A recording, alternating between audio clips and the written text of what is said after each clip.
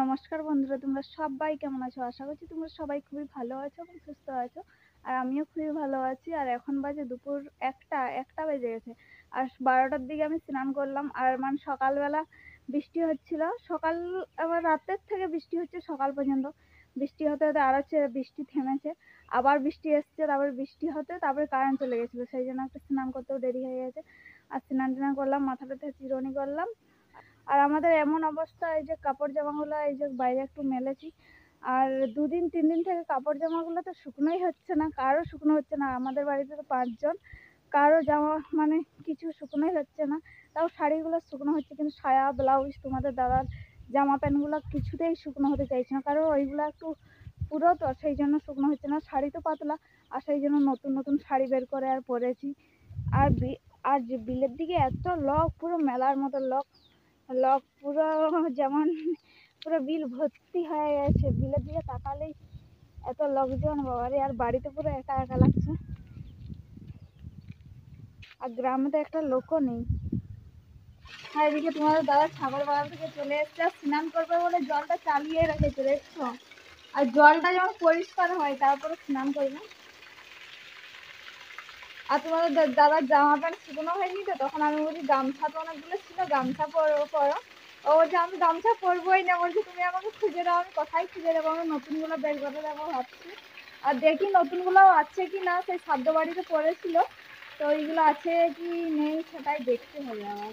তোমাদের দাদা খুঁজছিল প্যান্ট, আর প্যান্ট খুঁজে খুঁজে সব কিছু পুরো এলোমেলো করে দিয়েছে, বস্তা থেকে পুরো সব ঢেলে চারদিকে এলোমেলো করে রেখে দিয়েছে।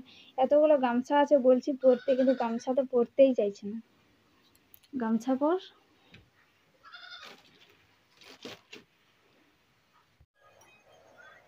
আর এখন পুরো রাত হয়ে গেছে, 6টা বেজে গেছে, 6:30 মতন বেজে গেছে। আর আমি বাড়ি থেকে আজকে বেড়াইনি।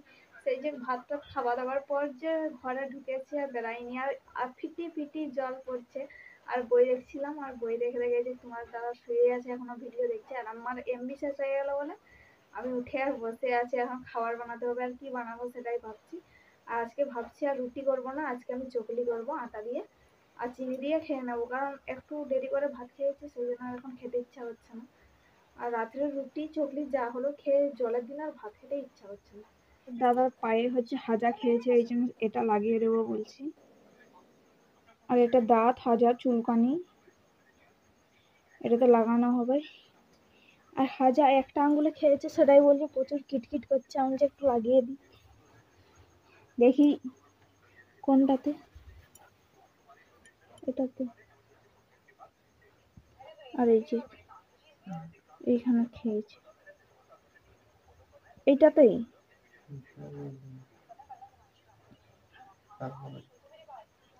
বুড়ো আঙুল।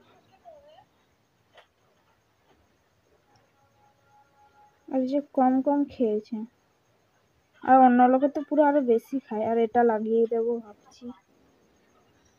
আর আমারও হয়েছিল একটা আঙ্গুলে, আর আমিও লাগিয়েছি। এটা দিয়ে দেখছি ভালো হয়েছে, রাতের বেলা লাগাই শোয়ার সময়, আর সকালকে দেখি অনেকটা ভালো হয়ে গেছিল আমার।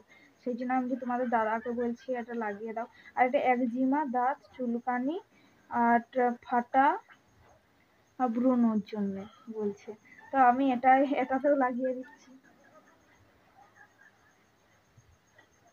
তোমাদের দাদার একটু কম খেয়েছে, আমার তো আবার বেশি খেয়ে নিয়েছিল। আমার পুরো এগুলো সাদা সাদা হয়ে গেছিল। আটা বের করে এখানে রেখে দিয়েছে, আর এটা দিয়ে চকলি করবো এখন। আর এই আটাটার ডেট দেওয়া আছে এখানে 13/8/2024, কিন্তু 13 তারিখ পেরিয়ে গেছে। এটা মানে 14/7/2024 বানিয়েছে। এই যে 14/7/2024 বানিয়েছে, 13/8/2024 পর্যন্ত খাওয়া যাবে। কিন্তু আজকে হচ্ছে 22 তারিখ না, কত তারিখ আজকে? কিন্তু আজকে 24 তারিখ, ডেটটা পেরিয়ে গেছে। মানে এটা আগস্টের আজকে 24 তারিখ, এটা মানে 13/8 পর্যন্ত খাওয়া যেত, তাও ঠিক আছে। এখন আমি বসে পড়েছি, এদিকে চকলি করছি, আর অনেকগুলো করেছি, আর এখনো করছি।